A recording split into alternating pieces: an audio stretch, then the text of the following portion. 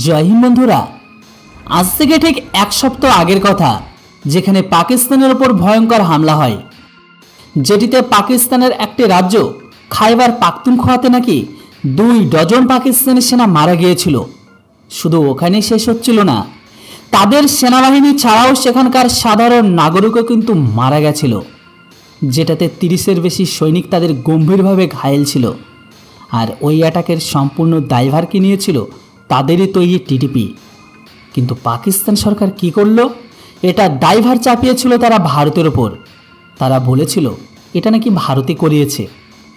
কিন্তু তারা এখানেই থেমে থাকেনি, বরং তারা ভারতের ওপর আরও অনেক আরোপকে লাগিয়েছে।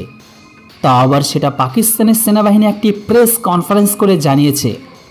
তার মানে এটাই দাঁড়ায় পুরো দোষটাই তারা ভারতের মাথার উপর চাপিয়ে দিয়েছে।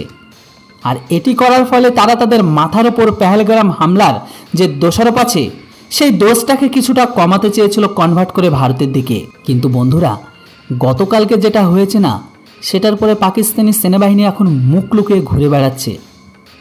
দেখুন, সামনে একটি রিপোর্ট বেরিয়ে এসেছে যে গত পরশুদিন সারা রাত্রি ধরে খাইবার পাখতুনখোয়া এলাকাতে ভয়ঙ্কর শক্তিশালী হামলা হয়েছে তাদের ওপর। আর এই হামলা এতটা ভয়ঙ্কর ছিল যে সেখানে সুরক্ষারত অবস্থায় 5 জন সেনাবাহিনী তারা তো স্পটেই মারা যায়। তো এই হামলায় মারা যাওয়া একজনের মধ্যে কিন্তু পাকিস্তানের টপ র্যাঙ্কের অফিসারও ছিল। এর সাথে সাথে সেখানকার আবার কিছু সাধারণ নাগরিকও নাকি মারা যাওয়ার খবর বেরিয়ে আসে। তবে যেটাই হোক, এই মুহূর্তে পাকিস্তানের সেনা পুরো ব্যাপারটিকে কভার করার চেষ্টা করছে। কিন্তু এখনো পর্যন্ত পাকিস্তানের সেনা আর সেখানকার মিডিয়া তারা এটার জন্য ভারতকে দোষারোপ করেছে। এমনকি তাদের সরাসরি আরোপ ছিল এটা নাকি ভারতে করিয়েছে। কিন্তু আপনারা এখন স্ক্রিনের ওপর যে আর্টিকেলটিকে দেখছেন, সেই আর্টিকেল অনুসারে তাদের সেখানকার লোকাল পুলিশগুলো জানাচ্ছে এই আক্রমণটি করছে টিটিপি, মানে তেহরিক তালিবান পাকিস্তান। এটিকে পাকিস্তানের ঘরের ভেতরে আফগানিস্তান তালিবানের একটি ব্রাঞ্চ বা শাখা হিসাবে জানা যায়।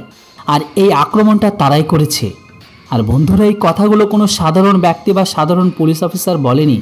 এই কথাটা সেই বলেছে যে পুরো পাখতুনখোয়া এলাকার পুলিশ হেড, উনি নিজের মুখে এই স্টেটমেন্ট দিয়েছে। আর এই স্টেটমেন্টের পরে পুরো পাকিস্তান সেনা আর আইএসএফ তারা মুখ নিচু করে ঘুরে বেড়াচ্ছে। এর সাথে সাথে সেখানকার যে মিডিয়াগুলো আছে, তারা তাদের যতগুলো আর্টিকেলকে পাবলিশ করেছিল ভারতের খেলাফ, তারা সেগুলোকে ডিলিট করতে বা মুছতে এখন ব্যস্ত। আর এটির মাধ্যমে পাকিস্তান ঘরের ভেতরে যে দুর্বলতা, সেটাও কিন্তু প্রকাশ পাওয়া গেল। যেখানে গোটা বিশ্ব বালুচিস্তানের দিকে নজর করে আছে, সেখানে লাগাতার আক্রমণ হচ্ছে, সেনাবাহিনীর টার্গেট হচ্ছে, ট্রেন হাইজ্যাক হচ্ছে, সিন্ধে প্রত্যেক দিন প্রদর্শন হচ্ছে। কিন্তু এখানে আসল যে খেলা, সেটা কিন্তু সিন্ধ আর বালুচিস্তানের থেকে বড় খাইবার পাখতুনখোয়াতেই হচ্ছে। আর এই সমস্ত জায়গাগুলোতে পাকিস্তানের কোনো কন্ট্রোলই নেই বা ধীরে ধীরে হারিয়ে যাচ্ছে। আর এর সম্পূর্ণ কন্ট্রোল যদি তাদের কাছে চলে যায়, মানে সেখানকার বিদ্রোহী গুট বা তালিবানিদের হাতে, আর সম্পূর্ণ যদি কন্ট্রোল তারা নিয়ে নিতে পারে, তাহলে এটা আফগানের সাথে যুক্ত হয়ে একটি নতুন আফগান তৈরি করবে। তবে যেটাই হোক, এই মুহূর্তে পাকিস্তানের ভবিষ্যৎ যে সম্পূর্ণ অন্ধকার, সেটা সবাই দেখতে পাচ্ছে। আর ওই জন্য কথাই আছে, অন্যকে গর্তে ফেলার জন্য যে গর্ত ব্যক্তি করে না, সেই গর্ত কিন্তু একদিন তাকেও পড়তে হয়। আর বর্তমান সময়ে পাকিস্তানের অবস্থাও সেম, বাংলাদেশের অবস্থাও সেম। তাই বর্তমান সময়ে গোটা বিশ্বের অশান্তির মূলে রয়েছে এই ইসলামিক প্রোডাক্ট। আর এর ওপর আপনাদের কি মতামত, সেটা অবশ্যই কমেন্ট বক্সে লিখে জানান। Thanks for watching. জয় হিন্দ, বন্দে মাতরম।